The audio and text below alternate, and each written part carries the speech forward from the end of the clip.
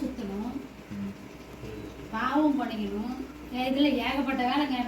ஆனா கூலி என்னமோ இது ஃபுல்லா நெச்சாவே 1500 ரூபாய் தான். இது எல்லாம் போக எனக்கு 1000 ரூபாய் தான் கையில தரும் ஒரு வாரத்துக்கு. 8 பீஸா 4 பீஸாமா இது? 2 பீஸ். ஆனா கைலி வந்து 8 கைலி. பீஸ் இவங்க பீஸ் கணக்கு ஒரு கலர்ல 8 பீஸ். மிஷின்ல வருது, இந்த இடத்துல பொத்தல் வராது. இது பத்த வராது. இதுல கண்டுபிடிங்க நீங்க எப்ப வேணாலும். இதுல பொத்தல் வந்தா அது கைத்தறில ஒண்ணு.